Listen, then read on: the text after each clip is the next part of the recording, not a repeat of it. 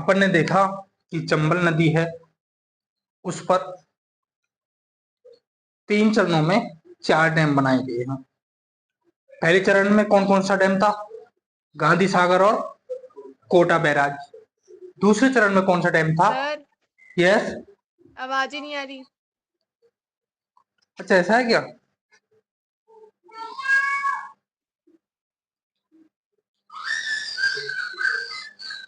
अब आई आवाज?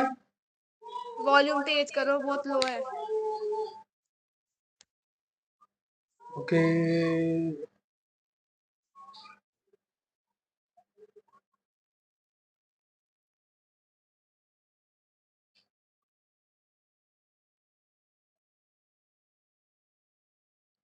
I think मेरी तरफ से तो फुल वॉल्यूम है। वंशिका, एक बार अपना वॉल्यूम चेक करना। फुल है सर मेरा भी। अब भी कम आ रही है?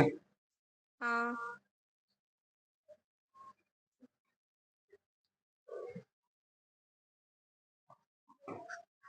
और सबके पास भी कम आ रही है क्या? No sir. ओके, फिर वंशिका आप फिर से ज्वाइन करो।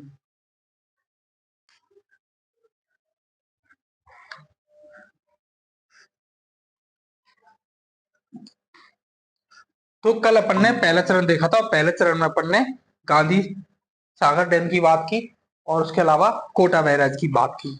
आज अपन देखने वाले हैं दूसरा चरण, और दूसरे चरण में कौन कौन से आ जाएंगे। दूसरे चरण में कौन सा डैम बना था?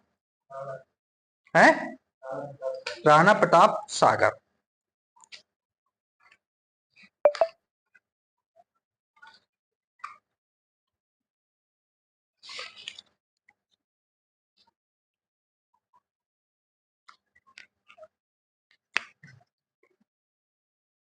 दूसरे चरण में था अपना राणा प्रताप सागर।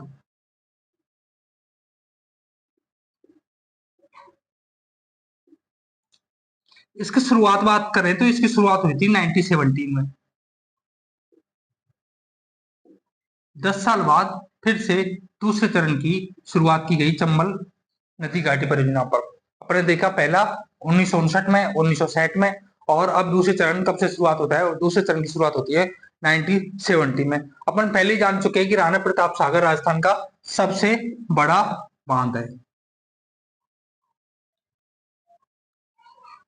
राजस्थान का सबसे बड़ा बांध है।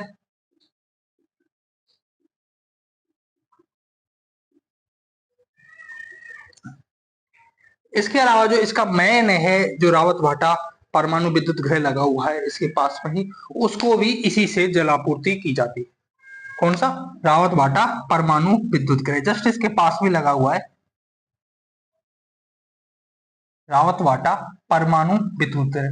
देखो, परमाणु के बारे में सुना है, परमाणु बम, है ना? परमाणु पर इतनी ज्यादा महाभारत हमेशा क्यों होती है? क्योंकि परमाणु से एक बड़ी मात्रा में या बहुत आसानी से अपन कह सकते हैं कि बिजली उत्पादन करने का एक अच्छा सोर्स माना जाता है परमाणु एनर्जी को। और वहीं इसके ऊपर दूसरा डिस्प्यूटेड ये रहता है कि जिसके पास परमाणु यूरेन, परमाणु किससे जनरेट होता है? यूरेनियम से। परमाणु बिजली के लिए यूरेनियम की जरूरत पड़ी है, और यूरेनियम से ही परमाणु बम बनते हैं, है ना? तो ये हमेशा एक बहुत बड़ा मुद्दा होता है कि राजस्थान या उस समय इंडिया ने शुरुआत की थी। तो रावत भाटा परमाणु विद्युत गृह के लिए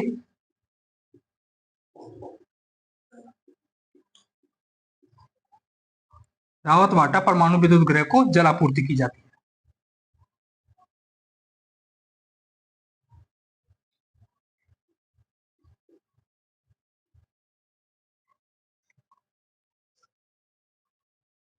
इसके अलावा अपन बात करें कि इस पर, जो इस बांध पर विद्युत उत्पादन होता है, उसके लिए 4 यूनिट्स लगी हुई हैं। उन 4 यूनिट्स में 43 यूनिट पर यूनिट में उत्पादन होता है। विद्युत उत्पादन की बात करें इस पर,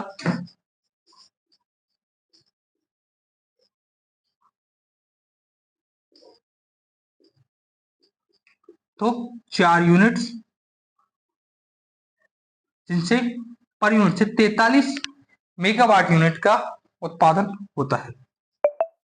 43 इंटू 4 या 12, लगभग 172 मेगावाट बिजली यहां से उत्पादन होती है।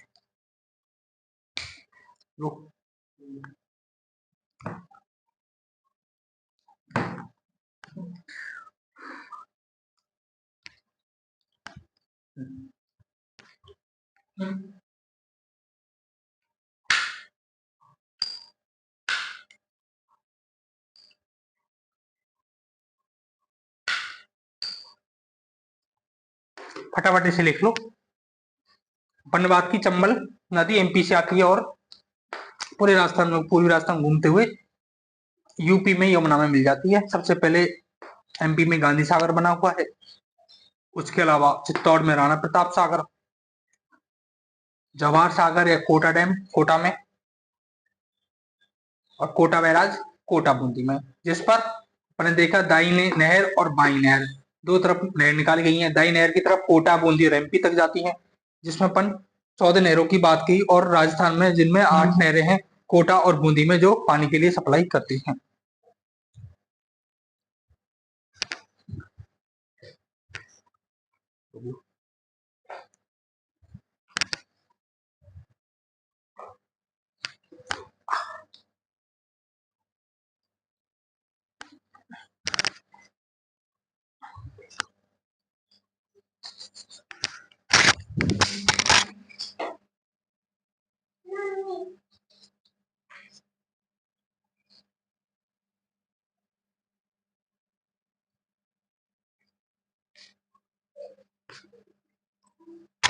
लिख लिया हो तो बता देना।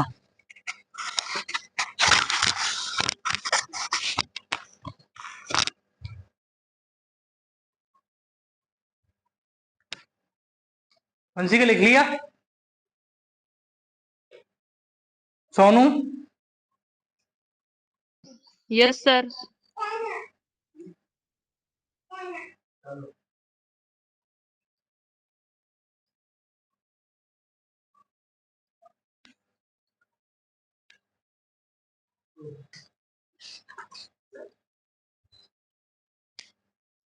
अब बात करेंगे अपन तृतीय चरण की।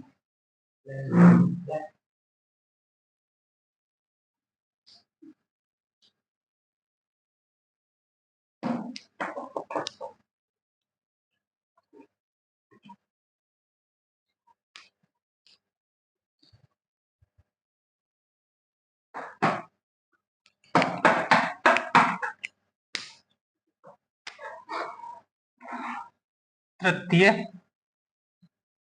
चरण, और इस पर कौन सा है? जवाहर सागर डैम या कोटा डैम?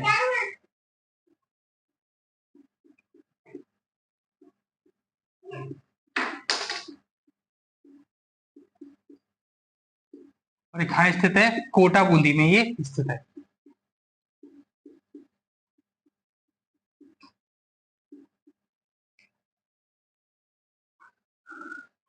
ये रहा अपना जवाहर सागर, सो ये रहा, कहां पर है? कोटा बूंदी में।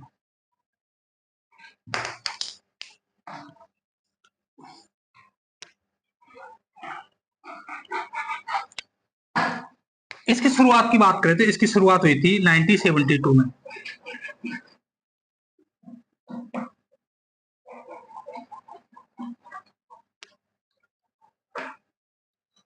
इसको चंबल का पिकअप बांध भी कहा जाता है। चंबल नदी जहां पर वीक होने लगती है, कमजोर होने लगती है, वहां पर एक तरीके से डैम बन गया और पानी इकट्ठा होकर फिर से उसका तेज प्रवाह हो जाता है, तो इसको चंबल का पिकअप बांध भी कहा जाता है।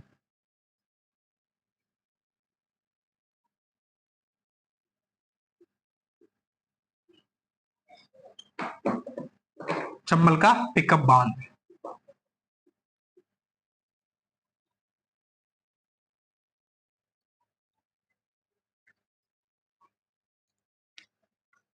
यदि विद्युत की बात करें तो 3 यूनिट लगी हुई हैं, और पर यूनिट से 33 मेगावाट बिजली उत्पादन होता है। तो टोटल कितनी यूनिट का उत्पादन हुआ? 99 मेगावाट बिजली का उत्पादन इस बांध से होता है।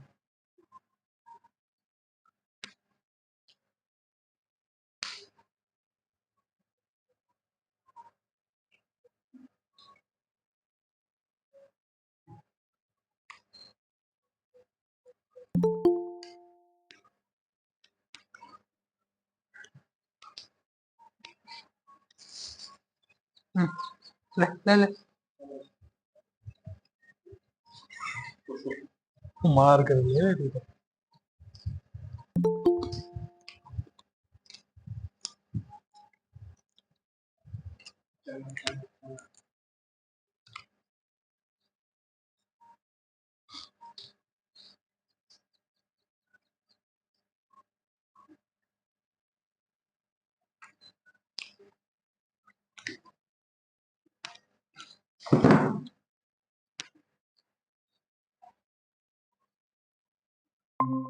लिख लिया हो तो फटाफट बता देना।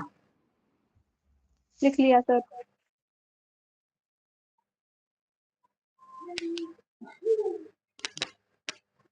Sir yes.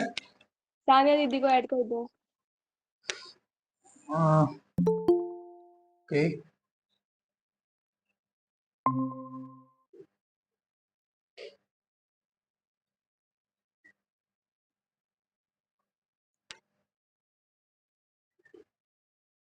तो जरा कैलकुलेट करके बताइए, अपने 3 चरण देखे और 3 चरण में कितनी यूनिट का बिजली का उत्पादन हो रहा है।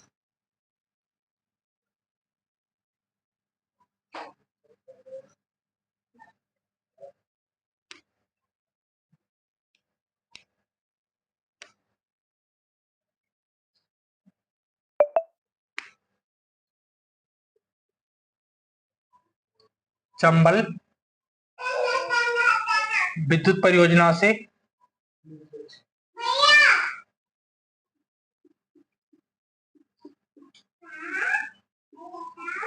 386। कुल विद्युत उत्पादन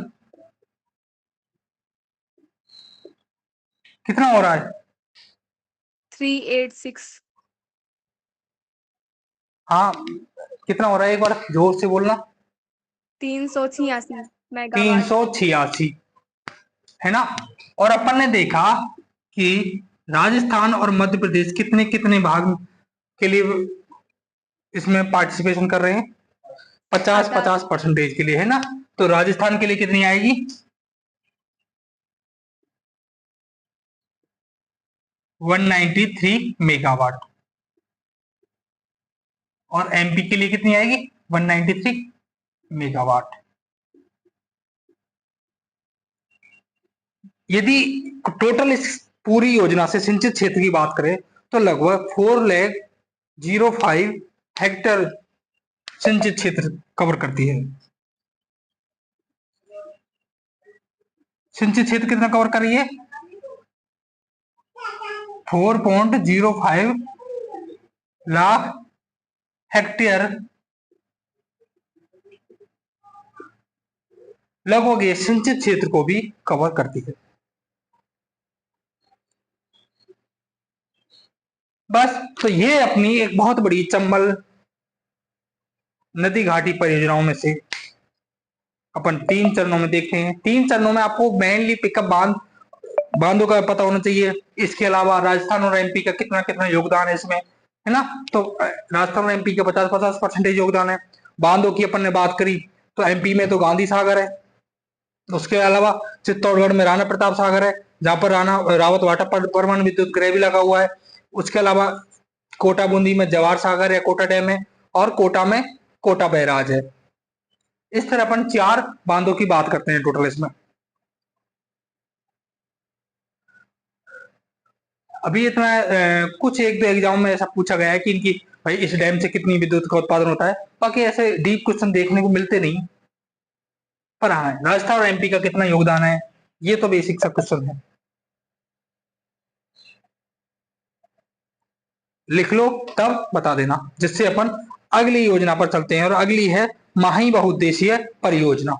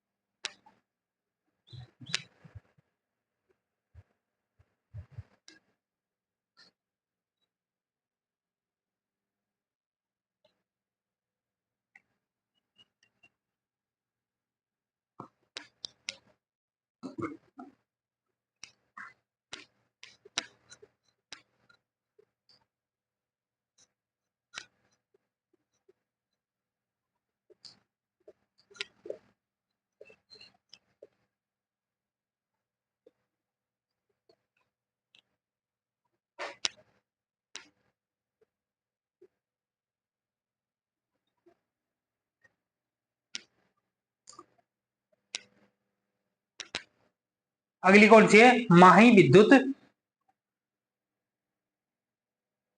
सर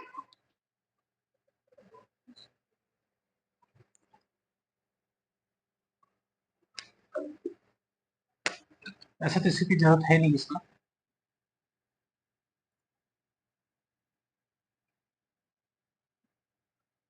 यही तो है माही।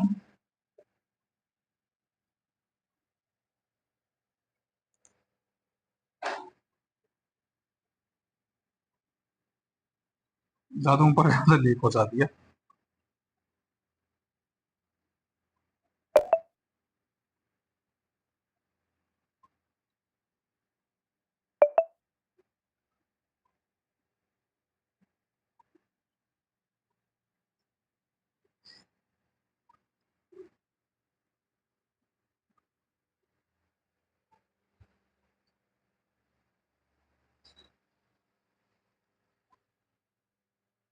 लिख लिया क्या? Yes sir.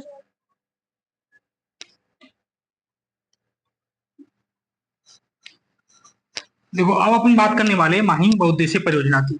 तो ये किस नदी पर है? बेसिक सी बात है, माही नदी पर होगी, और वो चंबल नदी पर थी। तो अपनी माही नदी राजस्थान के 2 जिलों से होकर गुजरती है, जिसमें से पहला जो बांध बना हुआ है वो है माही बजाज सागर।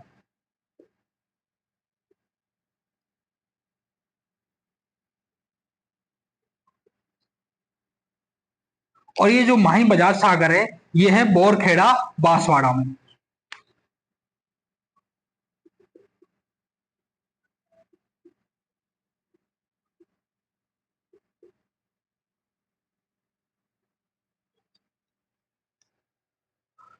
उसके अलावा कागदी डैम बना हुआ है,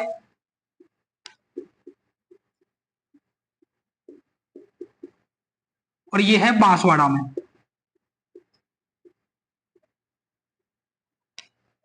और उसके अलावा एक बांध और है कडाना डैम, और ये है गुजरात में।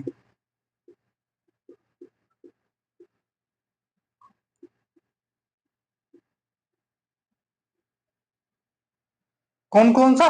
माही बजाज सागर बोरखेड़ा बांसवाड़ा में, और कागदी डैम बांसवाड़ा में, और एक कडाना डैम गुजरात में। इस तरह इस पर 3 डैम बने हुए हैं। किस पर? माही बहुउद्देशीय परियोजना। माही बहुउद्देशीय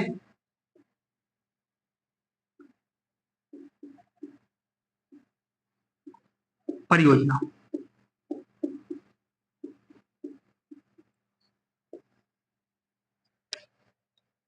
वहीं अपने चंबल की बात की, तो चंबल पर राजस्थान और एमपी का कितना योगदान था?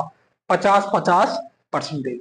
और लेकिन ये जो माही बहुउद्देशीय परियोजना है, ये है राजस्थान और गुजरात की। राजस्थान और गुजरात की। तो इसमें राजस्थान और गुजरात का योगदान है 45 और 55%।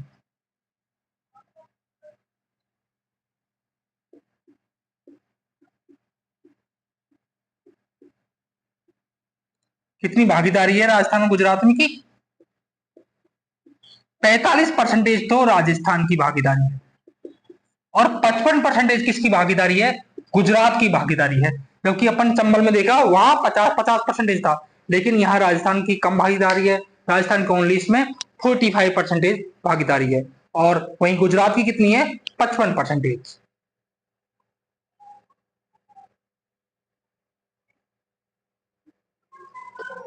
करो तो।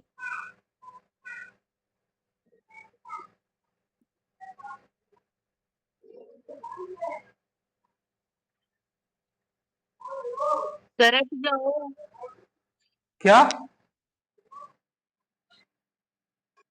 साइड होने के लिए बोल रही थी। अच्छा, तो माही बहुउद्देश्य परियोजना पर राजस्थान और गुजरात की भागीदारी 45-50% है ना? वहीं इस परियोजना पर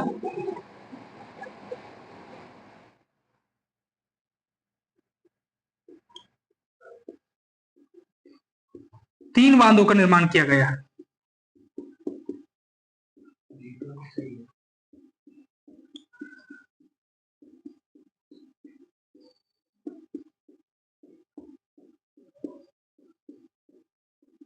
इस परियोजना पर कितने बांध बनाए गए हैं? 3 बांध बनाए गए हैं। कौन कौन से हैं?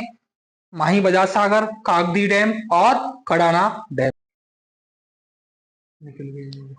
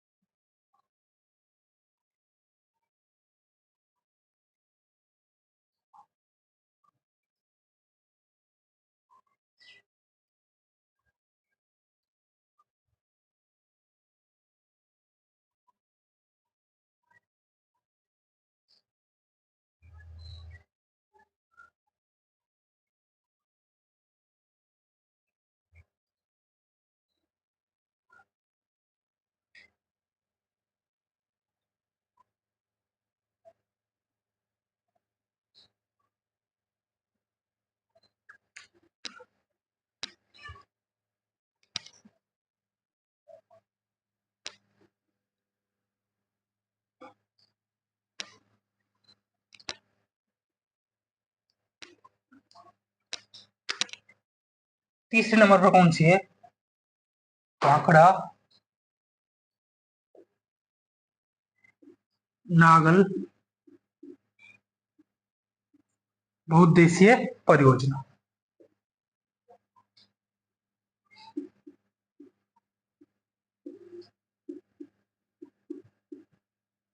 भाखड़ा नागल बहुउद्देशीय परियोजना।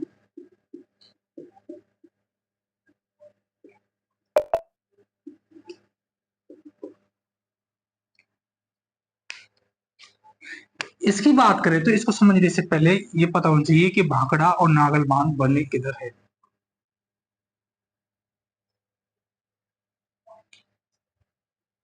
अपन ने देखी कि सतलज नदी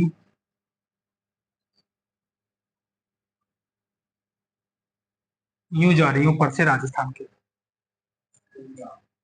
कौन सी जा रही है? सतलज नदी जा रही है। यदि अपन इस पर बात करें तो सबसे पहले यहां पर एक बांध बनाया गया है और ये है भाखड़ा।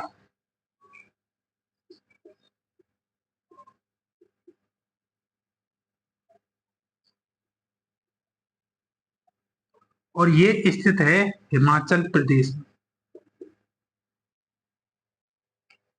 और इसके पीछे ही एक और है यहाँ पर गोविंद सरोवर।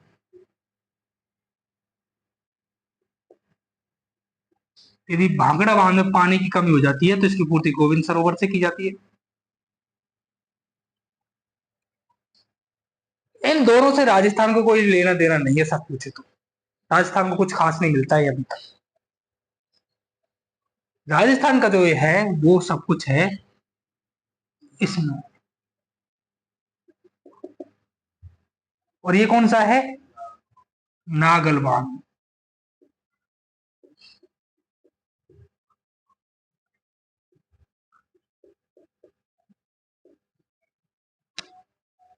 और ये नागर बांध है जो स्थित है रोपड़ पंजाब में।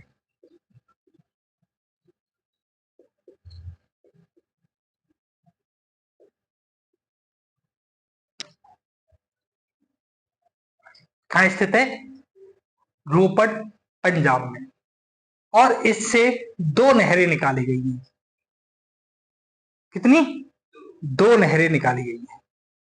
एक तो बाई नहर और एक दाई नहर। बाई नहर की बात करें तो इसका नाम है बिस्त नहर।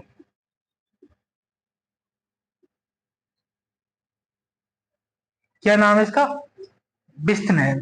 और जो ये दाई नहर आ रही है एक्चुअलिटी में ये राजस्थान में आ रही है और इसका नाम रखा गया भाखड़ा नहर।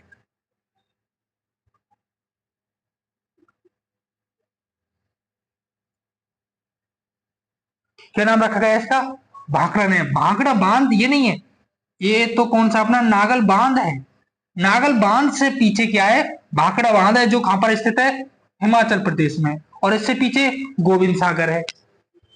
लेकिन जो नागल बांध है ये स्थित है रोपड़, पंजाब में। और रोपड़ पंजाब से दो नहरें निकाली गई नागल बांध से। एक तो दाई नहर की तरफ, दाई की तरफ, और एक सॉरी एक बाई तरफ और एक दाई तरफ। और जो बाई तरफ है उसका नाम तो क्या है? बिस्त नहर। और जो दाई तरफ है उसका नाम क्या है? भाखड़ा नहर, जो राजस्थान, पंजाब और हरियाणा तीनों का मिला हुआ भाग है। पंजाब, हरियाणा और राजस्थान का भाग है। यदि राजस्थान की भागीदारी की बात करें तो राजस्थान की ओनली 15.02% भागीदारी है राजस्थान की, बस 15.02% भागीदारी है इस नहर में। और 3 राज्यों को ये कवर कर रही है। किन कौन कौन से? पंजाब, हरियाणा और राजस्थान से, है ना। अब देखते हैं ये किस नदी पर है। नाम लिखा मैंने? सतलुज। सतलज नदी आ रही है भाई ये।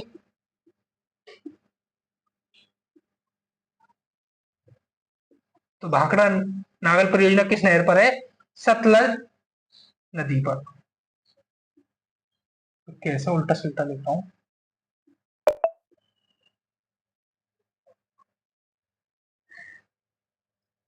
एक भागीदारी की बात करें तो अपन इसमें 3 राज्यों की बात करेंगे। पंजाब की, हरियाणा की और राजस्थान की। जिसमें राजस्थान का कितना भाग है? ओनली 15.02% भागीदारी है।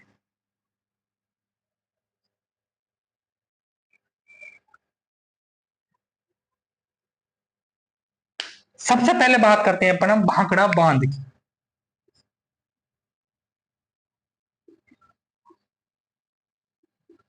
इसलिए इंपॉर्टेंट है भाखड़ा बांध, अपन को पता होना चाहिए जनरली, बहुत पॉपुलर भी है। और साथ में आगे जब अपन और नहर परियोजना पढ़ेंगे तो वहां भी अपन को काम आएगा ये भाखड़ा बांध।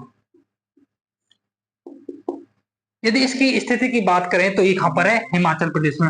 और हिमाचल प्रदेश में भी ये है बिलासपुर में।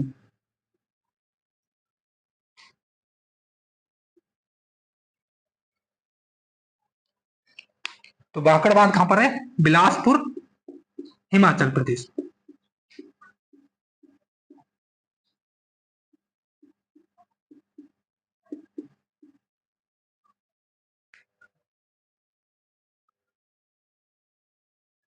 इसके अलावा ये भारत का सबसे ऊंचा बांध है।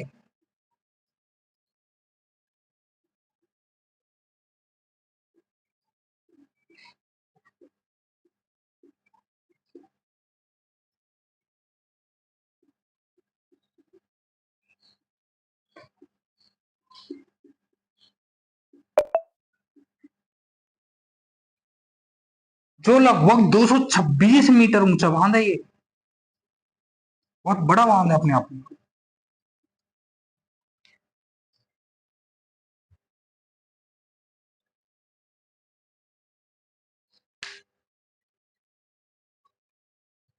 नेहरू जी ने भाखड़ा बांध के बारे में कहा था कि यह भारत की एक चमत्कारी वस्तु है।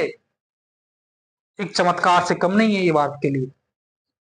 अब मैं ये पूछना चाहूंगा कि राजस्थान का सबसे ऊंचा डैम कौन सा है?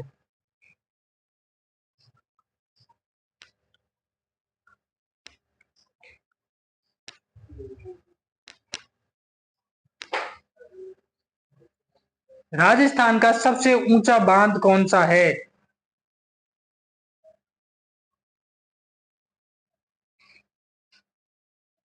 गांधी सागर।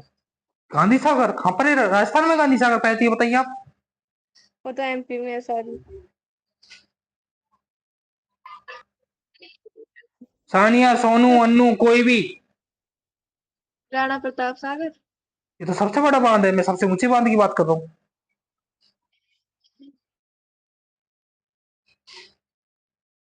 अपनी कॉपियां खोलना और नदियों वाले पार्ट में वापस जाना, तब फिर देखना और फिर बताना। मैं नहीं बताने वाला अभी इसका आंसर। और अब पूछ रहे तब तक पीछे नहीं छोड़ूंगा, सब एक एक बताएगा नहीं। भारत का सबसे ऊंचा बांध कौन सा है? भाखड़ा बांध।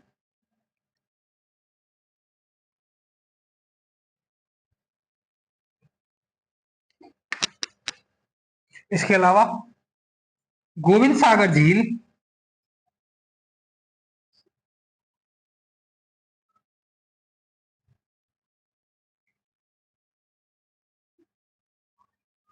भाखड़ा बांध के पीछे स्थित है।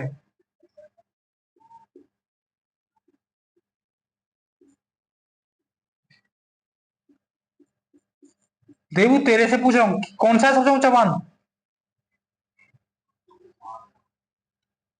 ऊंचा राजस्थान का जाखम बांध।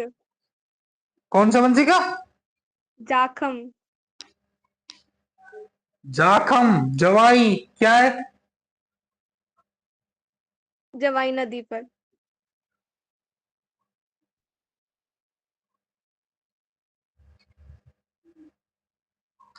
गोविंद सागर झील भाखड़ा बांध के पीछे स्थित है।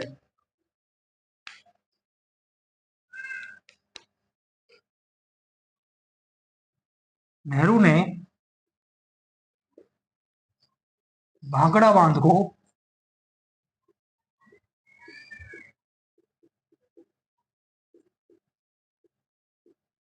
भारत की चमत्कारिक वस्तु कहा।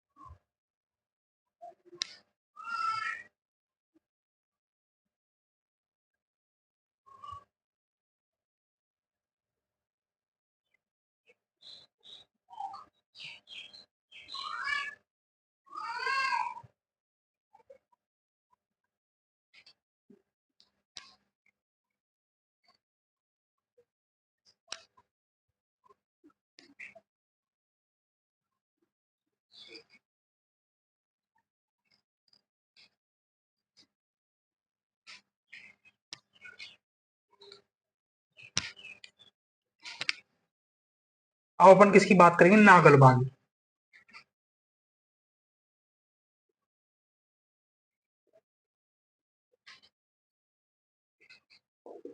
नागल बांध की बात करी तो अपन ने देखा ये तो भाखड़ा हो गया, और इससे आगे कौन सा है? ये वाला नागल बांध है, जो कहां पर स्थित है?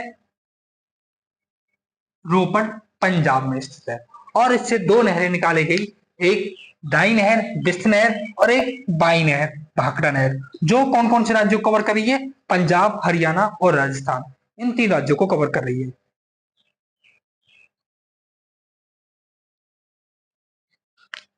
तो सिंचाई के लिए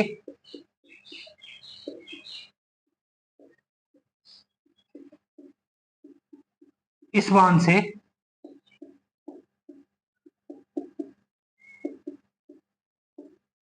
दो नहरें निकाली गई।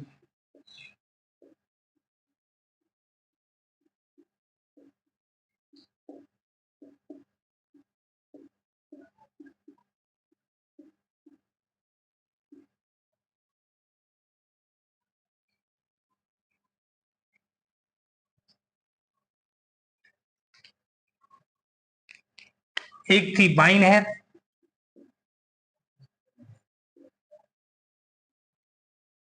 और एक थी दाई नहर।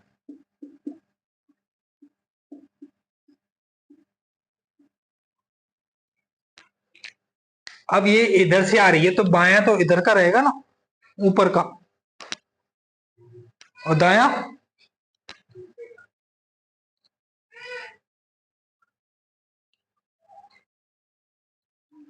और राजस्थान के हिसाब से देखें तो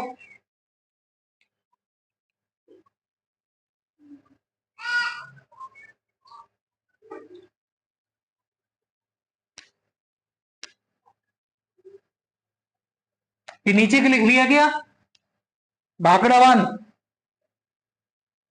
सोनू, यस सर।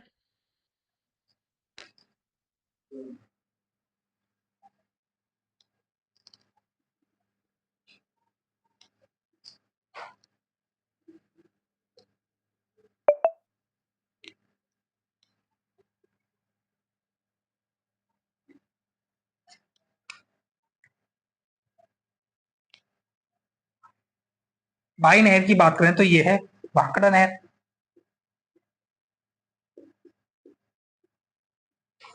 और भाखड़ा नहर कौन कौन से राज्य कवर कर रही है?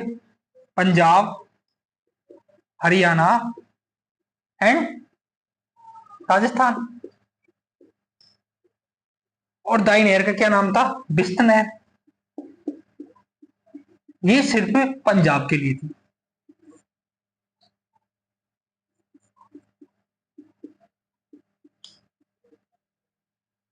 दाई नहर सिर्फ पंजाब के लिए थी।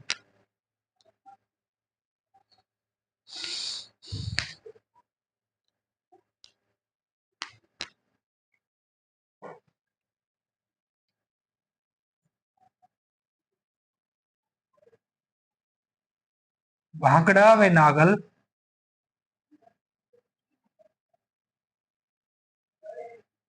भाखड़ा नागल भारत व राजस्थान की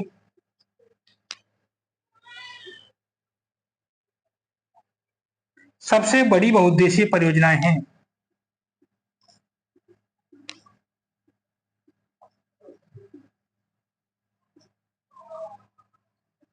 हालांकि राजस्थान को कम फायदा मिल रहा है इससे। भारत व राजस्थान की सबसे बड़ी बहुउद्देशीय परियोजनाएं हैं।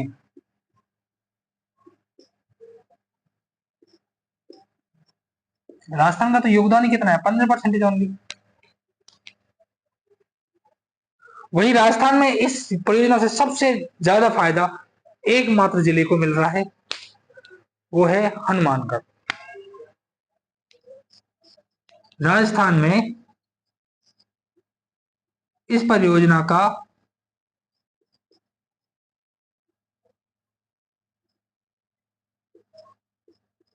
सर्वाधिक लाभ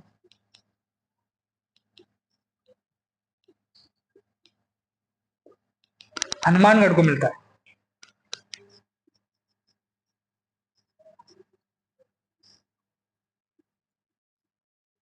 किसको मिल रहा है? हनुमानगढ़ को इस परियोजना से राजस्थान में सर्वाधिक लाभ मिल रहा है।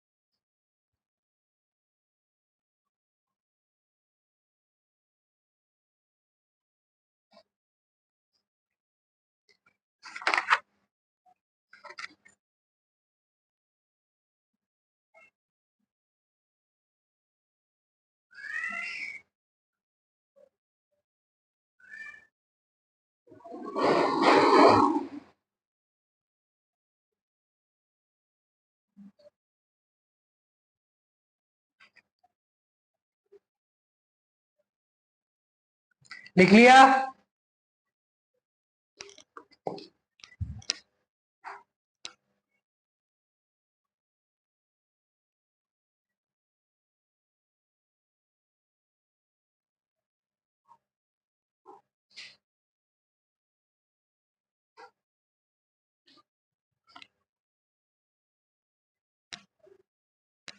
भाखड़ा के बाद अब और अगला देखते हैं अपन, ब्यास बहुउद्देशीय परियोजना।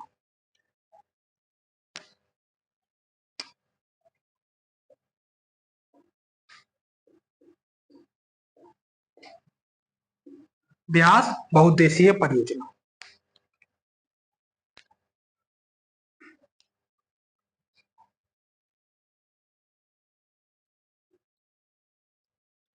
हाँ सानिया, मिटा दूं क्या?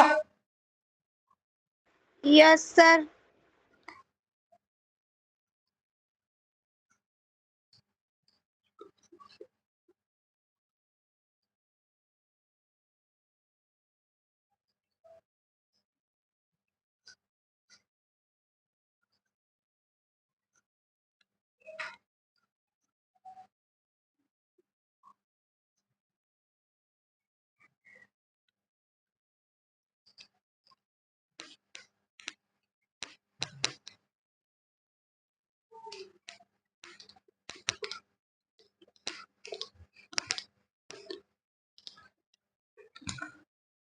अब देख रहे अपन ब्यास बहुउद्देशीय परियोजना, तो संभवतः सबको पता है, ये तो अपन देख रहे हैं बार बार कि राजस्थान से जस्ट ऊपर से कौन सी नदी निकल रही है, ये सतलज नदी।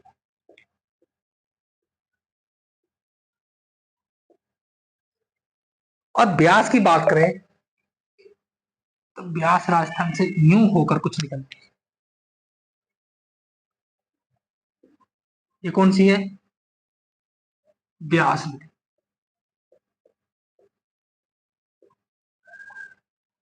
ये ब्यास है और ये सतलज है। अपन कौन सी पढ़ रहे हैं? ब्यास बहुउद्देशीय परियोजना। तो स्वाभाविक है कि ब्यास पर जो बांध बनाए हैं उनके बारे में पढ़ेंगे। तो ब्यास की बात करें तो सबसे पहले यहां पर बनाया गया है एक पंडोह बांध। कौन सा? पंडोह बांध। और ये बनाया गया है हिमाचल प्रदेश। उसके बाद हिमाचल प्रदेश में एक और बांध बनाया गया, पौंग बांध। इसका क्या नाम है? पौंग बांध।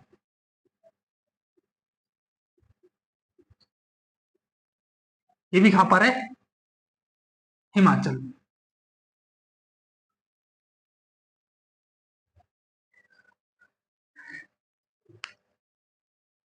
यहां तक तो अपने कोई राजस्थान को डायरेक्टली फायदा है नहीं। एक पौंग बांध की बात एक और है खास बात, इसको महाराणा प्रताप बांध भी कहते हैं। इसका नाम वो एक और क्या है? महाराणा प्रताप बांध भी है, पौंग बांध।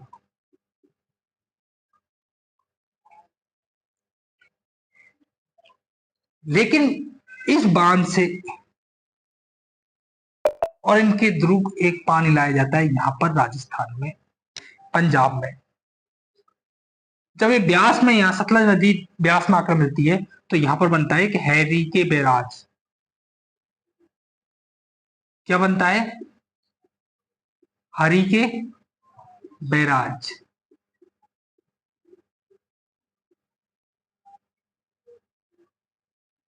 सतलज और ब्यास है ना। यहाँ पर मेनली बांध किस कहां पर बने हुए हैं? ब्यास नदी पर बने हुए हैं। कौन कौन सा? पंडो बांध और पौंग बांध। उनके द्वारा हरि के बैराज के थ्रू यहाँ पर पानी लाया जा रहा है।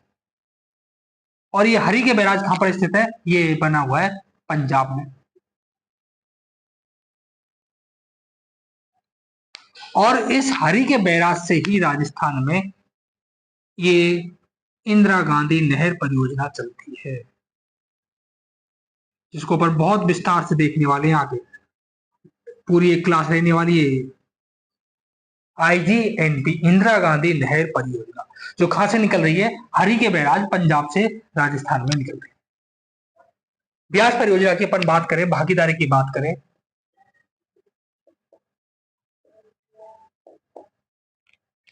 तो इसमें मुख्य रूप से राजस्थान, हरियाणा और पंजाब, तीनों की इसमें भागीदारी है। लेकिन अपन मेनली यहां पर ज्यादा विस्तार से नहीं, इतना ही देखेंगे राजस्थान को कितना लाभ है इससे।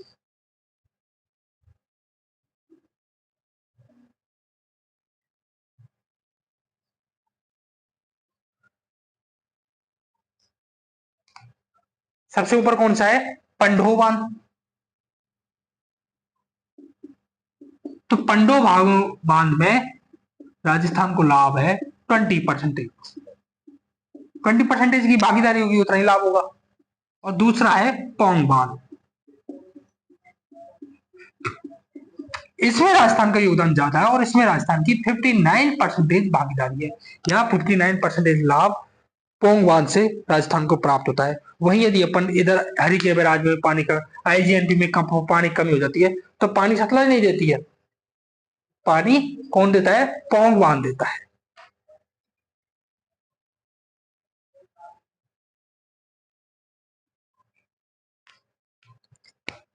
तो जब IGNP में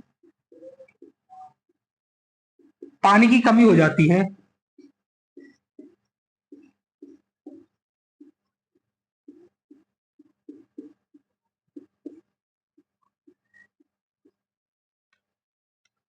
तो जलापूर्ति पोंग बांध से की जाती है।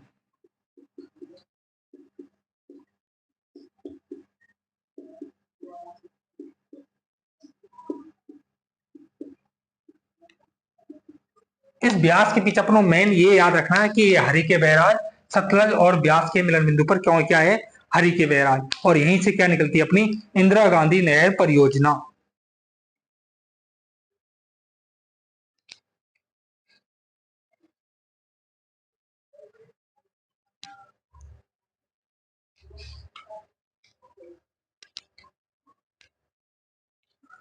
वैसे इस IGNP को 1984 से पहले राजस्थान नहर के माध्यम से जाना जाता था, राजस्थान नहर इसका नाम था, और 1984 में इसका नाम बदलकर इंदिरा गांधी नहर परियोजना कर दिया गया था। ये फटाफट लिखो, उसके बाद अपन अगला क्या बच गया? एक और बच गई, दो बच गई, रेणुका जी और लखवार। कोई खास नहीं है इनका राजस्थान का, मैं बस नाम के लिए शामिल है, इनमें राजस्थान का बहुत नाम मात्र का योगदान है। वैसे भी ये दोनों, ये रेणुका जी और लखवार सेंट्रल गवर्नमेंट की योजना है। सेंट्रल गवर्नमेंट का 90% भाग है और स्टेट का 10% भाग है।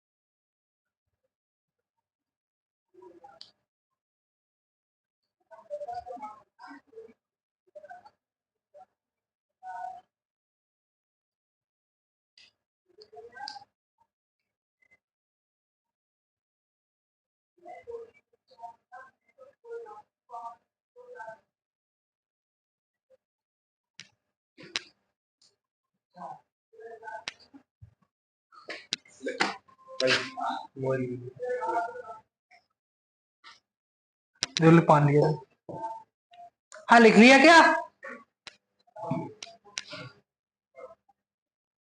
कोमल खां बिजी है।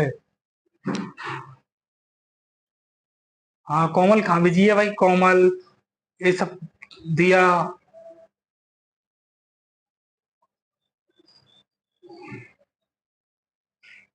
अच्छा लिख लिया क्या ये तो बता दो।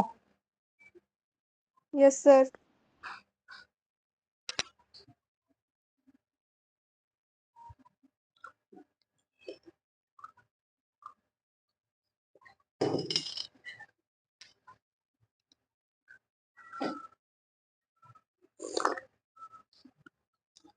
चीनी नहीं डाली आज।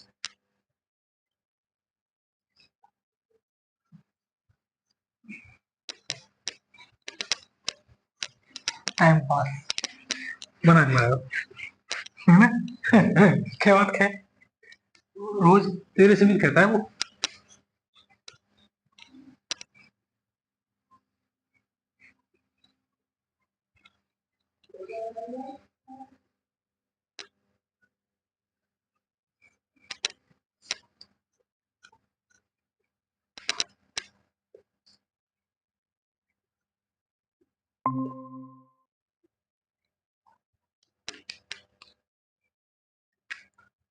अब है रेणुका जी,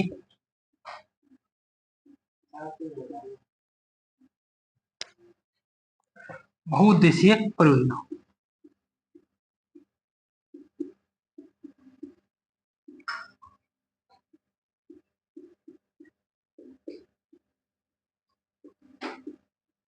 रेणुका जी बहुउद्देशीय परियोजना। यदि की नदी की बात करें तो ये है स्थित है गिरि नदी पर। कौन सी नदी है, गिरि नदी। आर्थिक सहयोग की बात करें तो इसमें मेन रूप से सेंट्रल गवर्नमेंट इन्वॉल्व है। आर्थिक सहयोग में केंद्र सरकार कितनी है, 90% भाग केंद्र सरकार का है इसमें, और राज्य सरकार है 10% राज्य सरकार है।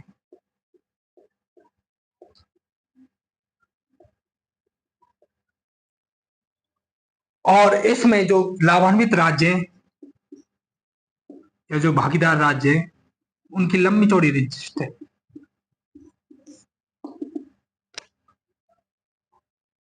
हिमाचल प्रदेश, हरियाणा, उत्तर प्रदेश, यूपी, उत्तराखंड,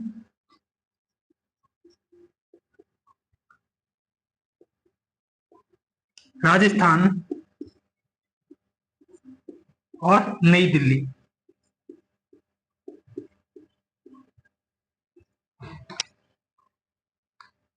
जल विद्युत की बात करें तो इस परियोजना से जल विद्युत का उत्पादन होता है ओनली 40 मेगावाट का। बस इतना सही लिखना है इसमें, फटाफट छापो। बस इतना पता होना चाहिए। हाँ राजस्थान को इससे भी कुछ भागीदारी है, राजस्थान की बस रेणुका जी में भी।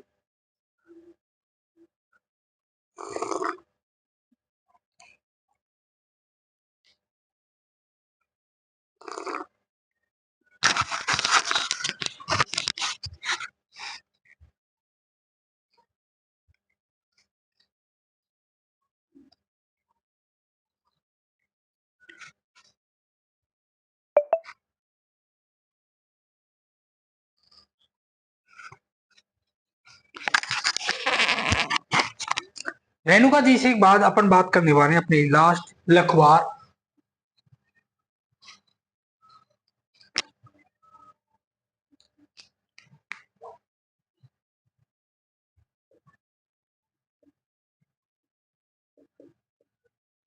और ये लखवार है यमुना पर। लखवार यमुना बहुउद्देशीय परियोजना।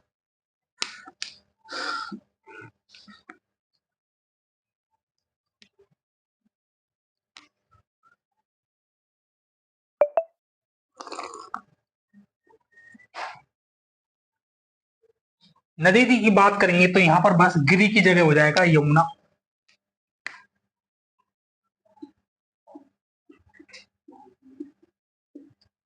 और आर्थिक सहयोग की बात करें तो वही केंद्र सरकार का 90% है और राज्य सरकार का 10% भागीदारी है। अब लाभान्वित राज्यों की बात करें, इसमें थोड़ा सा करना पड़ेगा।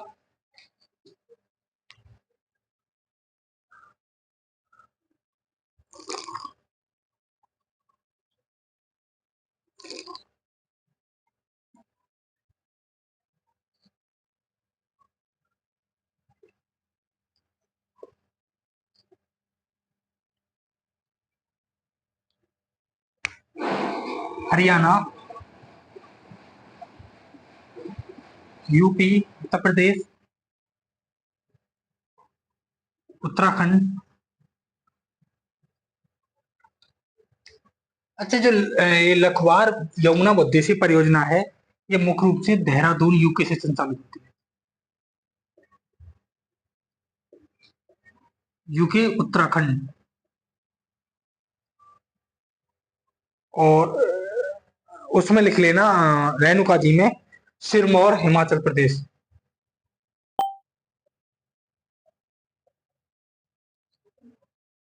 हिमाचल प्रदेश, हरियाणा, यूपी, उत्तराखंड, राजस्थान, नई दिल्ली।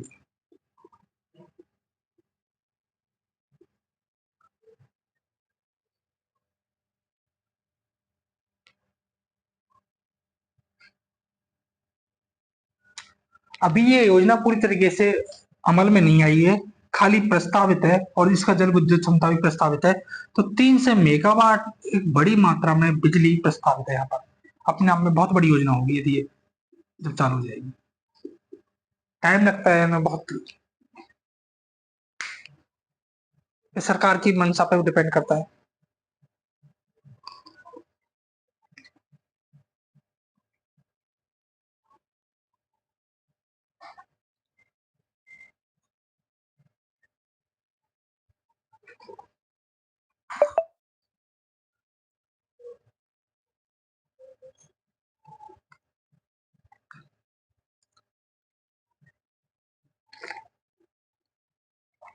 अच्छा, आजकल आप क्रॉस क्वेश्चन बिल्कुल नहीं पूछते, क्या चक्कर है?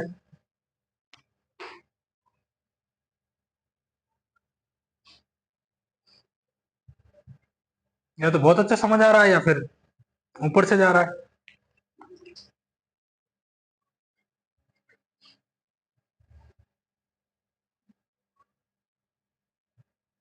ना कोई ये कहता कि सर फिर से समझा दो या ये निकल गया, छूट गया।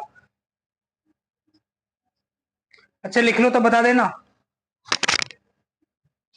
सोनू, लिख लिया?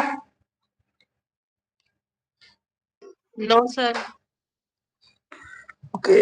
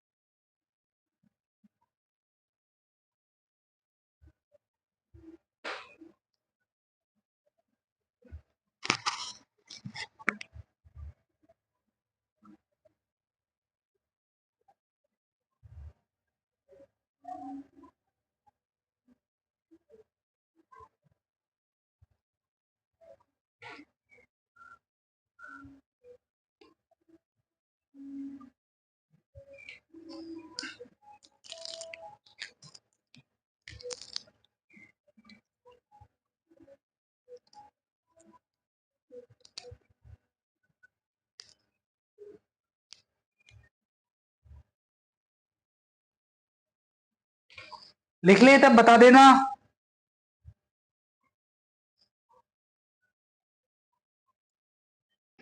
लिख लिया सर। तो ये तो अपना फर्स्ट पेज खत्म हुआ नदी वाला, और दूसरा क्या था अपना? है? अरे जाओ, पेज पढ़ के तो नहीं देखा, तो अब देख लो। क्या था? पता ही नहीं है। नहर परियोजना। नहर बहुउद्देशीय परियोजना है, दो भागों में बांटा था ना अपन ने बहुउद्देशीय परियोजनाओं, नदी घाटी परियोजनाएं। नहर बहुउद्देशीय परियोजनाएं, तो अब हेडिंग डालिए नहर बहुउद्देशीय परियोजनाएं।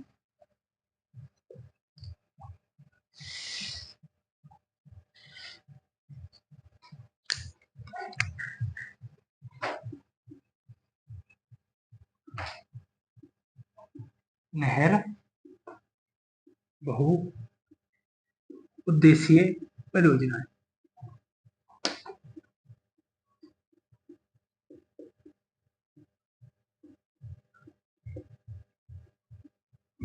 नहर बहुउद्देशीय परियोजनाओं की अपन बात करेंगे तो एक बार अपन पूरे जो राजस्थान की प्रमुख प्रमुख नहरें हैं उनके बारे में एक साथ देख लेते हैं और उसके बाद एक एक नहर को विस्तार से करेंगे।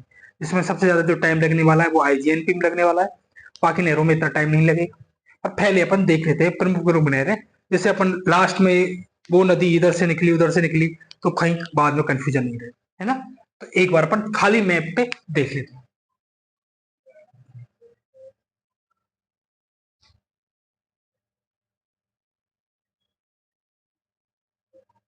ये अपना रहा छोटा सा प्यारा सा राजस्थान। यदि अपन शुरुआत नीचे से करें या ऊपर से करें, ऊपर से करते हैं चलो। सबसे पहले देखा अपन ने कौन सी नदी आ रही है ऊपर से, ब्यास। और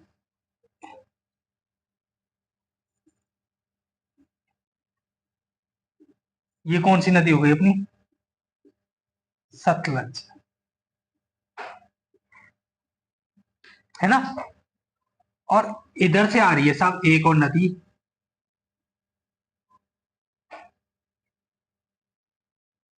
ये कौन सी हो गई अपनी, ब्यास नदी। अभी अपन ने देखा कि ब्यास नदी कहां पे आकर मिल रही है, अरे यहां पर देखा, कहा पिछले ही वर्ष में देखा, हरि के बैराज पर, हरि के बैराज कहां पर है ये, तो पंजाब।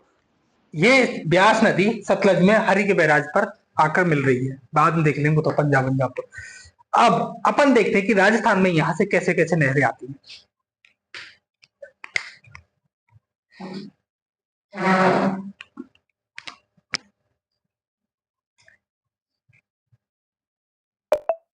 यहां पर एक जगह है हुसैनी वाला,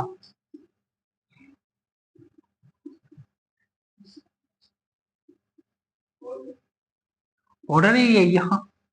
ये कौन सी जगह है, हुसैनी वाला। और यहां से एक नहर निकल रही है, बिल्कुल। और इस नहर का नाम है गंग नहर।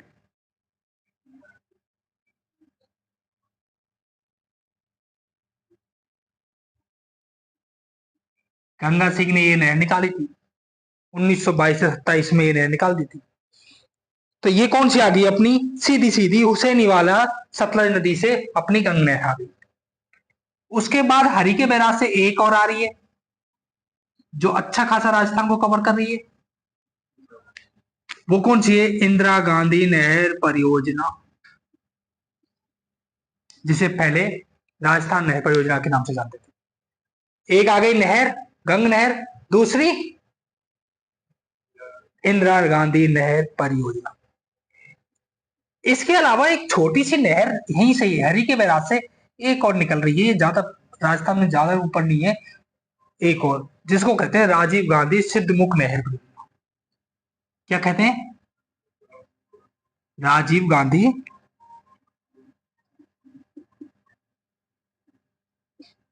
सिद्धमुख नहर परियोजना। अपन ने देखा सतलज नदी में ब्यास आकर किस स्थान पर मिल रही है, हरि के बैराज से। हरि के बैराज से तो दो नहर निकल रही हैं, आईजीएनपी और राजीव गांधी सिद्धमुख। इसके अलावा हरि के बैराज से आगे हुसैनी वाला स्थान से सतलज नदी पर, वहां से एक नहर और आ रही है, कौन सी, गंग नहर, है ना। ये अपन तीन नहरें अभी यहां पर अपन देख चुके हैं। तो ये तो रहा अपने उत्तरी भाग पूरा।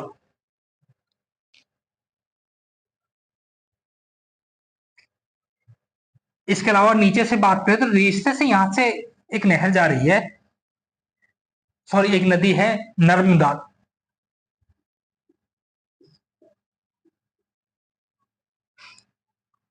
और यहां पर एक बांध बना हुआ है, सरदार सरोवर बांध।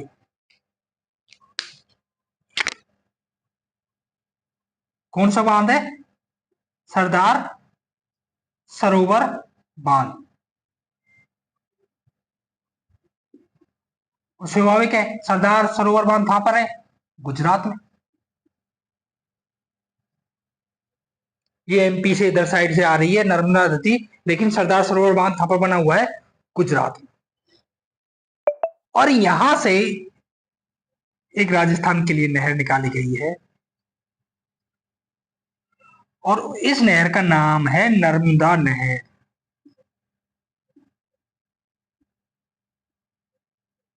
नर्मदा नदी आ रही है इधर से, और नर्मदा नदी पर गुजरात में एक बांध बना हुआ है, सरदार सरोवर बांध। और उस सरदार सरोवर बांध से राजस्थान में इस साइड में पाली, जालौर, बाड़मेर साइड कवर करते हुए कौन सी नहर निकाली गई है? नर्मदा नहर निकाली गई है। ठीक, कितनी नहर हो गई अपनी? 4। गंग नहर, इंदिरा गांधी नहर, राजीव गांधी समुद्रमुख नहर, और नर्मदा नहर। उसके बाद अपन अब चलते हैं, अपनी चंबल किधर जा रही है? इसको छोटा कर लो थोड़ा सा।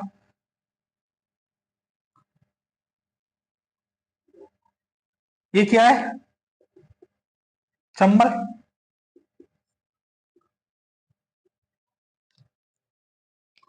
और ये किस में आकर मिलती है? यमुना में।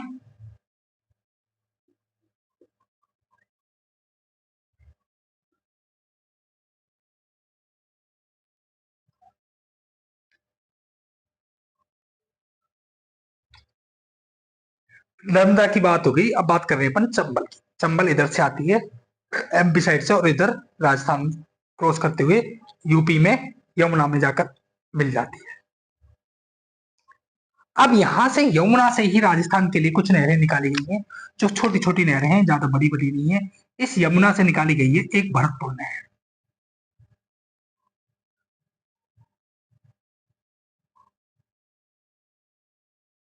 कौन सी है? भरतपुर नहर।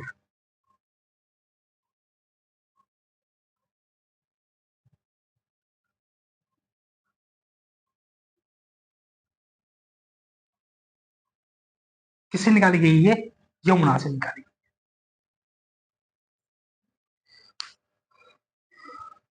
उसके बाद एक और निकाली गई थोड़ी सी ऊपर ही,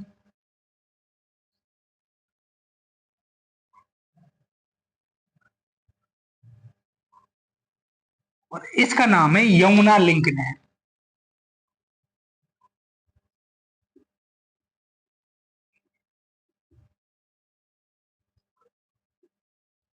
इसका क्या नाम है? यमुना लिंक नहर।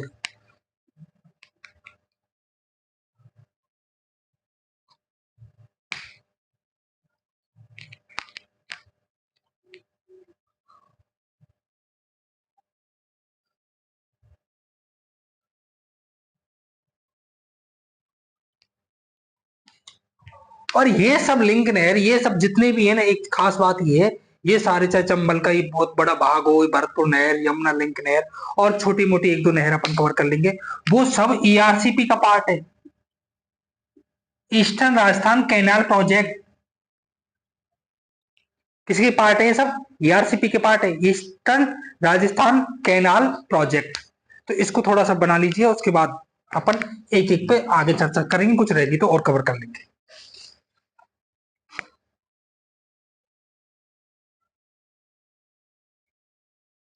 कुछ पूछना है इसमें तो बिल्कुल पूछ सकते हो।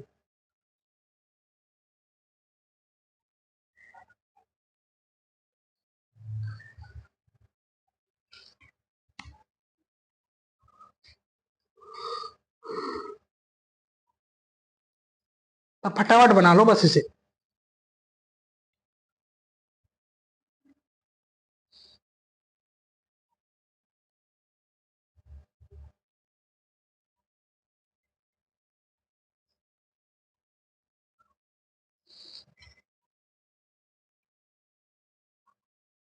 अब एक चीज यहाँ पर नोटिस करोगे, ये नहर, बांध, ये बहुत सारा ऐसा इतनी सारी लिफ्ट नहरें, बहुत मतलब ये थोड़ा सा एक जंजाल सा लगेगा, पर इतना मुश्किल नहीं है। इसे ना समझना मुश्किल है, ना याद रखना मुश्किल है।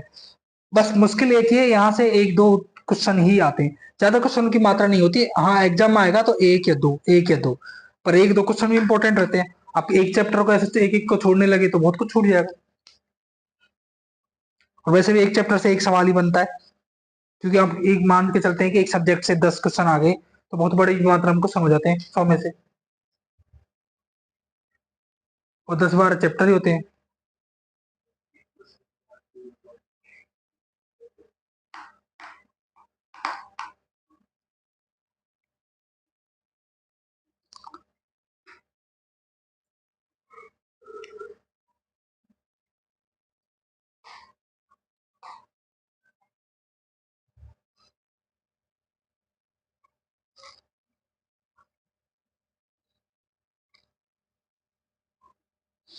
लिख लिया क्या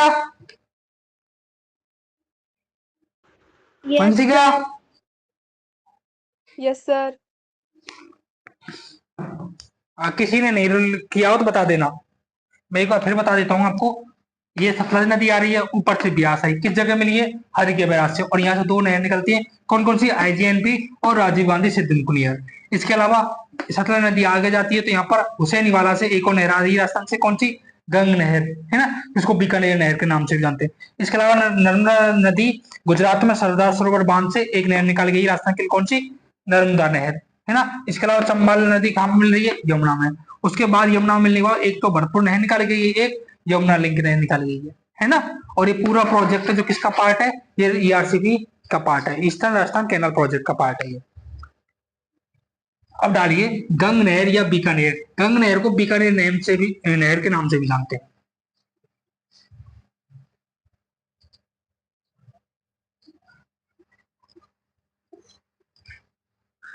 अब तुम इनको एक एक बार याद घर रिवाइज कर लोगे तो इनको भूलने के लिए नहीं है ऐसा कुछ भी, याद करने के लिए एक एक दो दो शब्द है, की पॉइंट बस।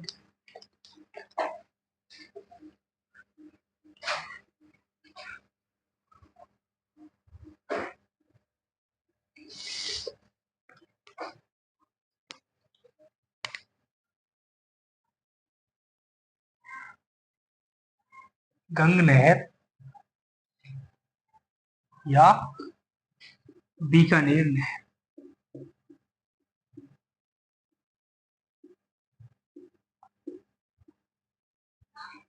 ये उस जमाने की बात है जब प्राचीन काल तो नहीं कह सकते, मतलब बहुत टाइम पुरानी बात है। ये मुख्य रूप से जब इसका निर्माण करवाया था, वो करवाया था गंगा सिंह ने, महाराजा गंगा सिंह ने इसका निर्माण करवाया था। और इसलिए उनको आधुनिक भारत का भागीरथ भी कहा जाता है।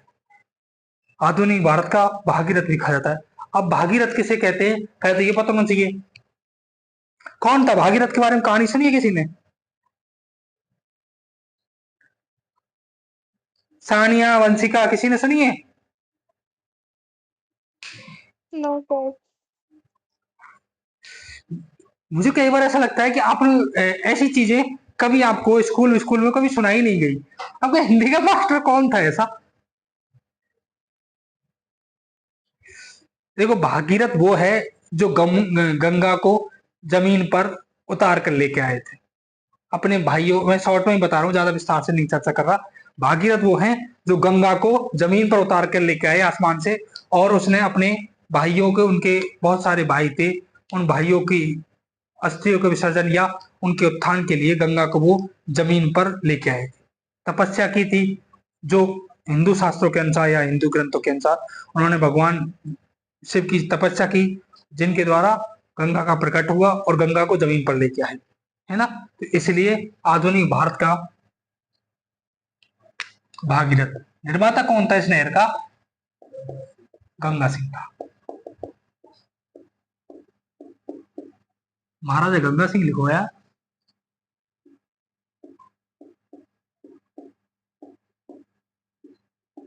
गंगा सिंह।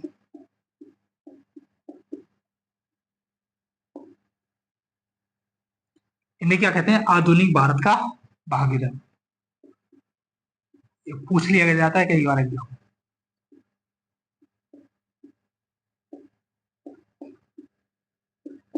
अब आप सोच के देखो, उस जमाने में जब कुछ भी नहीं था, मतलब एक कल्पना ही करना बहुत बड़ी बात थी कि मरुस्थल में पानी। आज अपन इतनी आसानी से नहीं सोच पाते कि मरुस्थल को ग्रीन कैसे किया जाए, मरुस्थल में सब पानी की सप्लाई कैसे की जाए। उस जमाने में गंगा सिंह ने सोचा ही नहीं, नहर लेके आए, पक्की नहर बनवाई बाद में। तो महाराजा गंगा सिंह ने इसका निर्माण करवाया था, और इसका निर्माण करवाया था, निर्माण काल था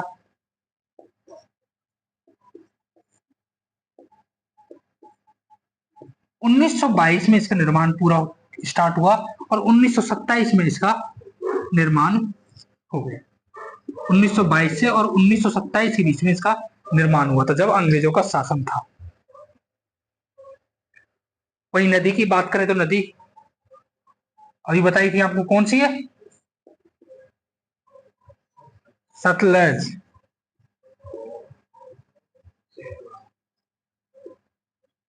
देखो, अभी अपन ने देखी थी, यहां से एक नदी आ रही है, और इस नदी का नाम क्या था? सतलज। और यहाँ पर एक जगह है जहां बांध बना हुआ है, हुसैनी वाला, है ना?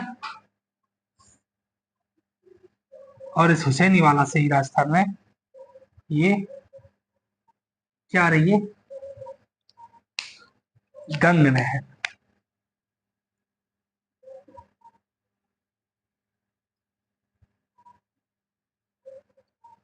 और राजस्थान में बात करें तो ये राजस्थान में शिवपुर तक आ रही है। हुसैनी वाला से इसकी लंबाई कहां तक है? शिवपुर तक है। कहां से कहां तक फैली हुई है? हुसैनी वाला से और शिवपुर तक ये है। जैसे यहीं पर लिख दो, लंबाई हुसैनी वाला से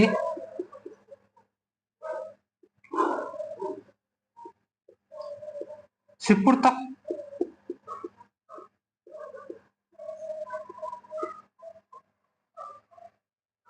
यदि किलोमीटर की बात करें तो कई जगह तो इसको 129 बताया गया, और कई जगह इसको 137 किलोमीटर बताया गया।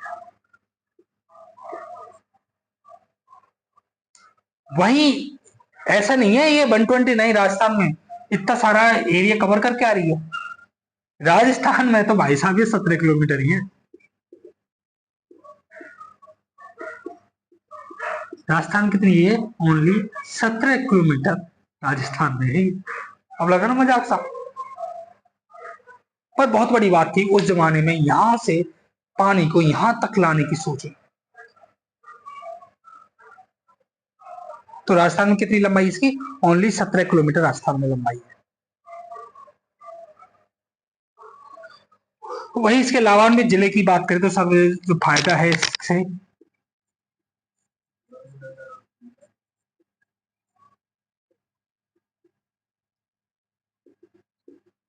गंगा नगर और बीकानेर।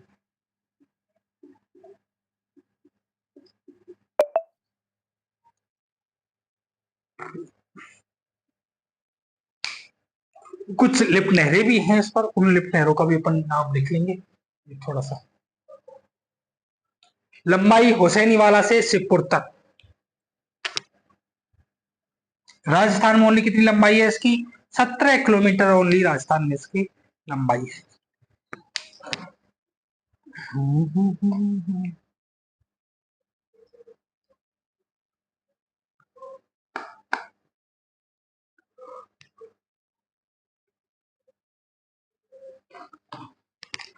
आपको याद रखना है, सबसे ज्यादा गंग नहर का निर्माण कब हुआ था? 1922 से 1927। किसने निर्माण करवाया था? महाराजा गंगा सिंह ने। महाराजा गंगा सिंह को क्या कहते हैं? आधुनिक भारत का भागीरथ। और नए पैटर्न क्वेश्चन बनता है तो इसकी लंबाई कहां से कहां तक है? तो हुसैनी वाला से शिवपुर तक इसकी लंबाई है। किस नदी पर से निकलती है ये गंग नहर? सतलज नदी से इस नहर को निकाला गया है।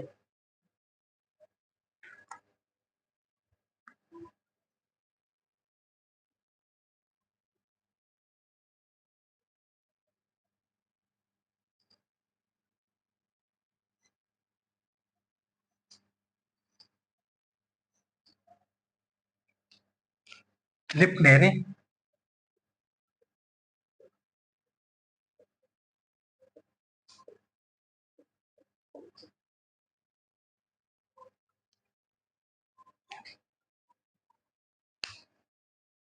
इस पर 4 लिप नहरें हैं। करनी लिप नहर,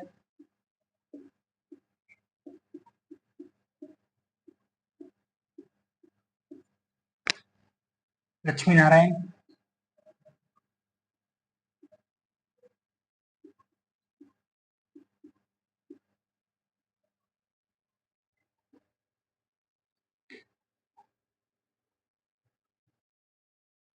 लालगढ़,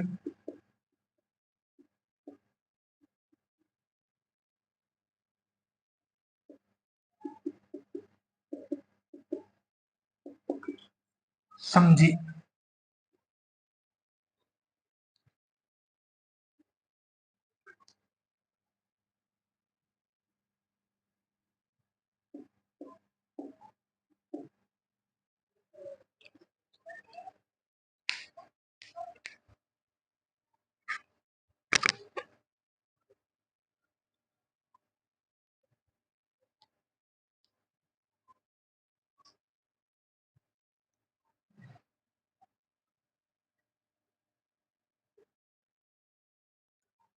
लाभान्वित जिला गंगानगर और बीकानेर। वहीं सर्वाधिक लाभान्वित की बात करेंगे तो गंगानगर सर्वाधिक लाभान्वित है।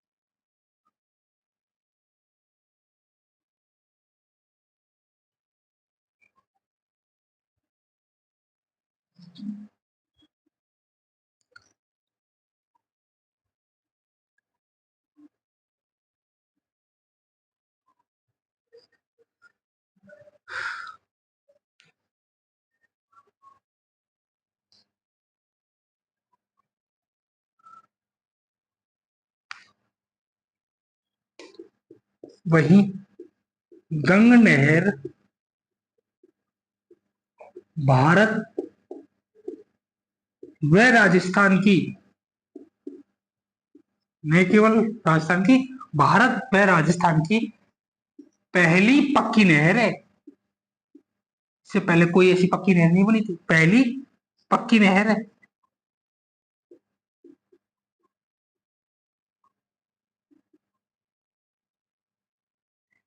इसके अलावा राजस्थान की पहली बहुउद्देशीय परियोजना भी यही है। राजस्थान की पहली बहुउद्देशीय परियोजना भी है।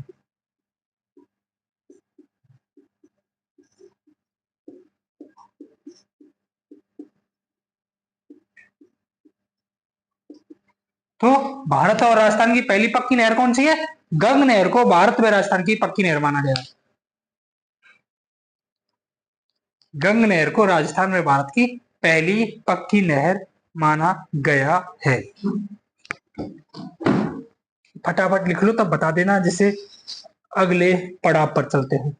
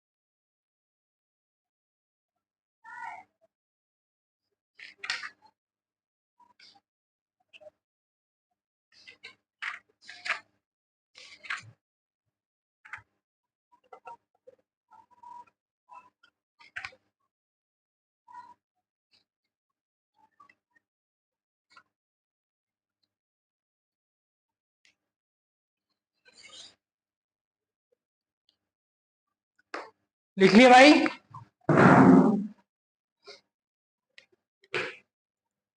वंशिका?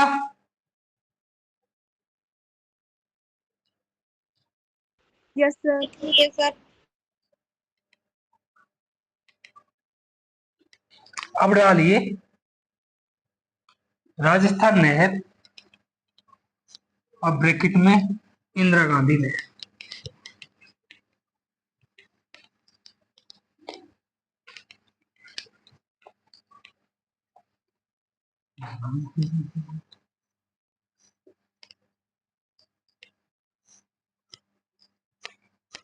देखो ये अपन बहुत धीरे कर रहे हैं, इतना धीरे करने के बाद भी तुम याद नहीं करते हो, तो ये तो भैया क्या कर सकते हैं।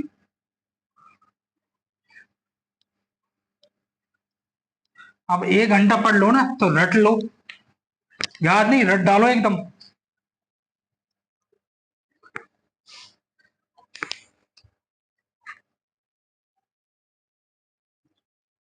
बात करेंगे अपन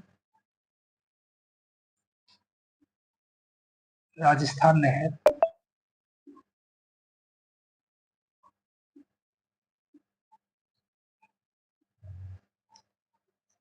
जिसे बाद में इंदिरा गांधी नहर परियोजना कर दिया गया।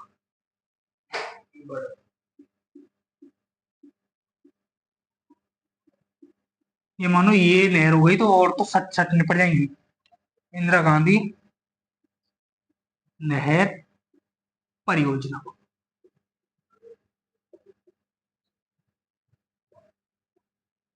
जिसे अपन शॉर्ट में क्या बोल देते हैं, IGNP। आगे यही नाम प्रयोग करेंगे, IGNP। पहले इसका नाम ये था राजस्थान नहर। 2 नवंबर 1984 को नाम परिवर्तन कर दिया गया।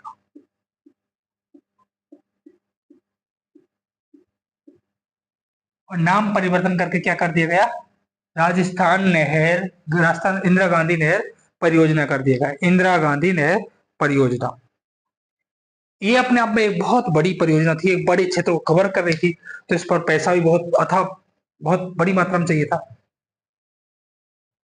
तो ये क्वेश्चन भी बनता है, अपन एक क्वेश्चन अपन हर एग्जाम में देखेंगे कि किसी योजना का, किसी का भी एक फिक्स पैटर्न है कि इसको वित्तीय सहयोग कौन कर रहा है। तो ऐसे ही इसमें भी पूछा गया, अपन देखेंगे कि इसको इतनी बड़ी योजना का वित्तीय सहयोग किसका था।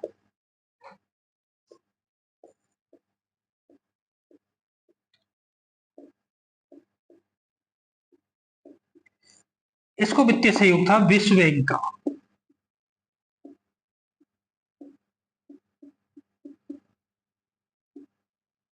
किसका सहयोग था इसको, विश्व बैंक का सहयोग था।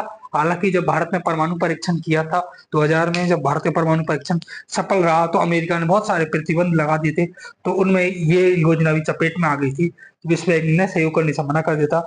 उसके बाद भारत सरकार और नाबार्ड, RBI सब ने मिलकर इस योजना को सहयोग किया था।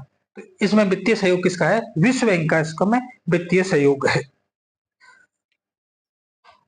नदी की बात करें तो इसमें अपन ने देख ही चुके हैं कौन कौन सी नदी आ रही है, ब्यास और सतलज।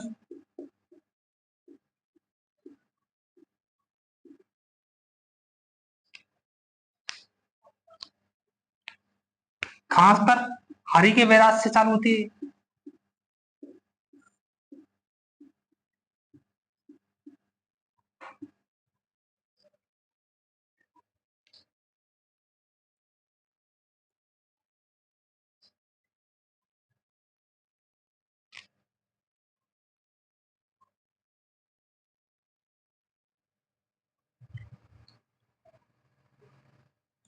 इसके अलावा इस इतनी बड़ी योजना का जो एक मास्टर माइंड था, जिसने इसको एक काल्पनिक रूप से योजना बनाकर सरकार को प्रस्तुत किया, उनका नाम था कंवर सिंह। उन्होंने इंजीनियर थे एक कंवर सिंह, उन्होंने 1948 में सरकार को ये योजना प्रस्तुत की थी। बाद में जाकर 1958 में इस योजना की शुरुआत की थी और इसकी नींव डाली थी गोविंद वल्लभ पंत ने। उस समय भारत सरकार के मंत्री थे जो। और शुरुआत की बात करें या इसका उद्घाटन की बात करें तो सर्वपल्लवी राधाकृष्ण जी ने इनका 1961 में इस योजना की उद्घाटन किया था। एक तरीके से बहुत हद तक ये बन गई थी, चालू होने की स्थिति में आ गई थी। तो ये लिख लो, उसके बाद अगली चीजें करते हैं। एक खास बात है तो ये राजस्थान के उत्तर पश्चिम में, लेकिन इस बोर्ड जो इसका एक बोर्ड बनाया गया है इंदिरा गांधी नहर बोर्ड, उसका मुख्यालय जयपुर में है। ये लिख लो तब बता देना।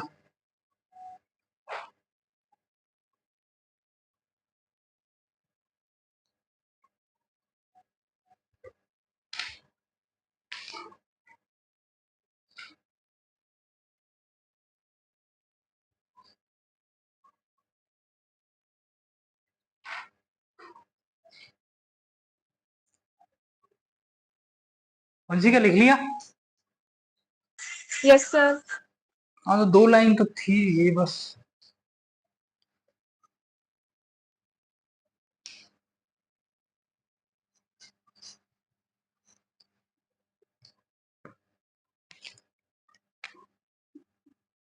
IGNP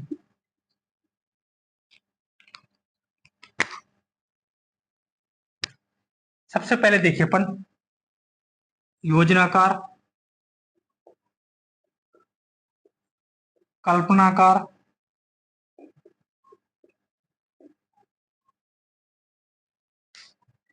या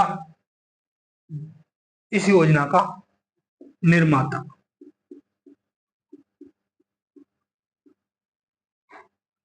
वो थे इंजीनियर कंवर सेन। कंवर सेन ने इसे 1948 में सरकार को प्रस्तुत कर दिया था बनाकर, जब भारत स्वतंत्र हुआ ही था। भारत के पास पैसा तो कहाँ था उस समय, और इतनी बड़ी परियोजनाओं के लिए तो आज भी एक बार बहुत बड़ी मात्रा में धनराशि खर्च होती है तो सोचना पड़ता है सरकार को। वही इसकी नींव डल गई थी, वो नींव लगाई थी इसकी सरकार से परमिशन मिलने के बाद, सरकार ने इसको अप्रूवल देने के बाद गोविंद वल्लभ पंत ने, भारत सरकार के जल मंत्री थे गोविंद वल्लभ पंत।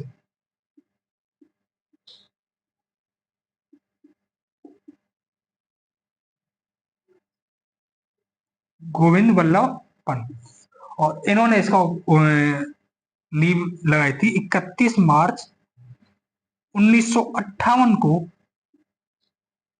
इस बड़ी योजना की अपने आप में नींव डली, और शुरुआती तौर पर ये जब बनकर तैयार हो गई 1961 में इसका उद्घाटन किया, और वो उद्घाटन किया था डॉक्टर राधाकृष्ण ने।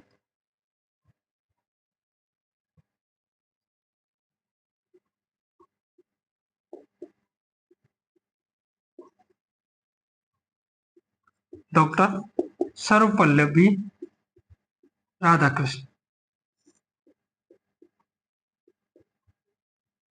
आपको ये मत पूछना कौन थे, कौन थे ये मत पूछो, ये बेसिक चीजें नहीं पता है हमें। अरे कोई बताएगा कौन थे डॉक्टर सर्वपल्लवी राधाकृष्ण? उपराष्ट्रपति। उपराष्ट्रपति? उपराष्ट्रपति या Yes, राष्ट्रपति? उपराष्ट्रपति। और फिर राष्ट्रपति बने थे?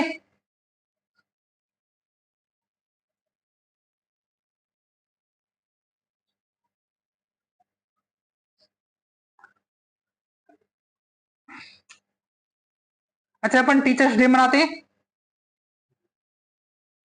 Yes, sir. तब किसकी याद में मनाते हैं? डॉक्टर सर्वपल्ली राधाकृष्णन। तो उस समय अच्छे अच्छे व्याख्यान दिए जाते हैं स्टूडेंट्स के द्वारा भी, टीचर्स के द्वारा भी, तब भी याद नहीं है ये कौन थे क्या थे। पढ़ना है इनके बारे में। 1961 में इन्होंने इस योजना का उद्घाटन किया था। गोविंद वल्लभ पंत ने राजस्थान नहर को जब शुरुआत तौर पर, तो इसका नाम क्या था? राजस्थान नहर। तो मरुगंगा का नाम दिया।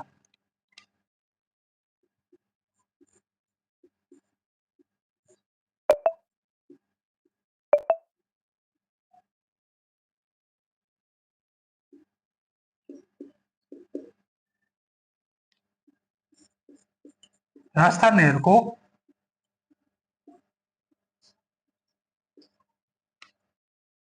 मरुगंगा कहा।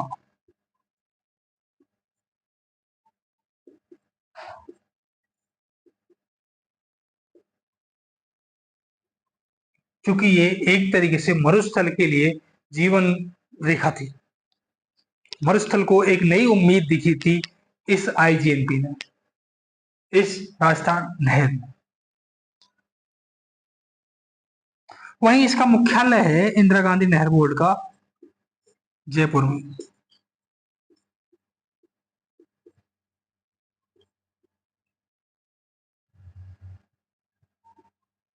इंदिरा गांधी नहर बोर्ड का मुख्यालय कहां पर है? जयपुर में।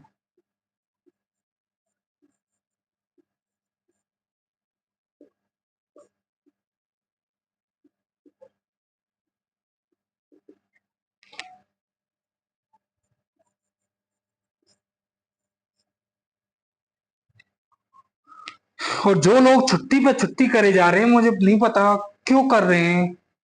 कोमल, दिया, एक प्रेजेंट तो एक एब्सेंट, एक एब्सेंट तो दूसरी प्रेजेंट।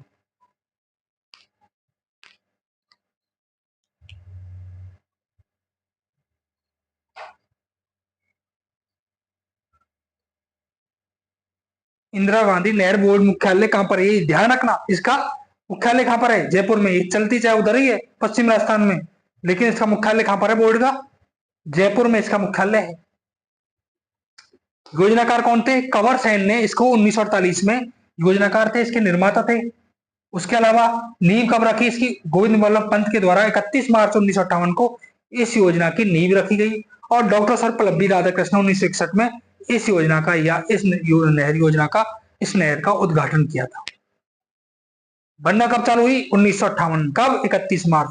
उद्घाटन कब हो गया, बनकर तैयार हो गई? 1961 में। डॉक्टर सर्वपल्ली राधाकृष्णन योजना के निर्माता या साहित्य कल्पनाकार या योजनाकार कौन थे? कंवर सेन, इंजीनियर कंवर सेन। तो ये क्वेश्चन खूब पूछा गया है कि आईजीएनपी के निर्माता कौन है, योजनाकार कौन है? तो वो कौन है? इंजीनियर कंवर सेन इस योजना के निर्माता या कल्पनाकार हैं।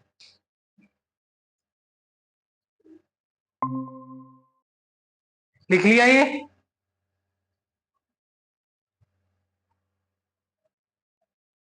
अब लिखिए योजना के उद्देश्य, आईजीएनपी के उद्देश्य।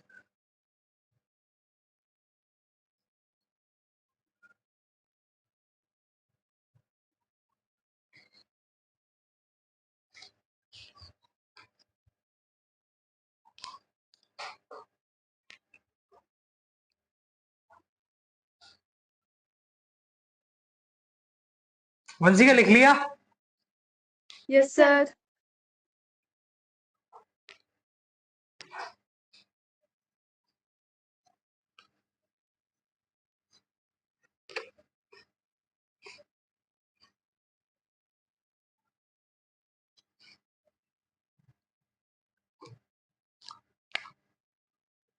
आईजीएनपी के उद्देश्य।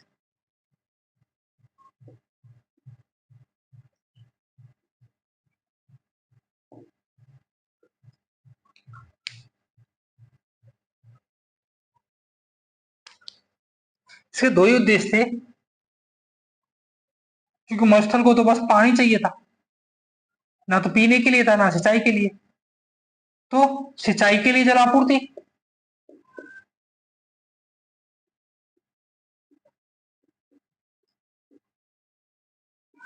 और दूसरी पेयजल की आपूर्ति, पीने के लिए पानी चाहिए था।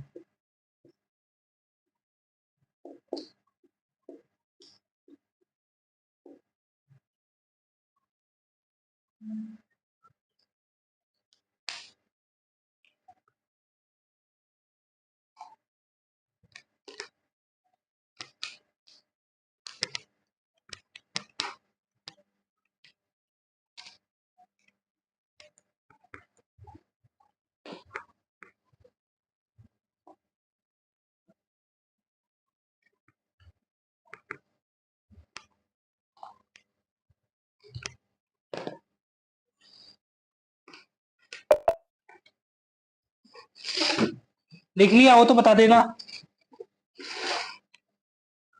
और आज के लिए मुझे लगता है बहुत है।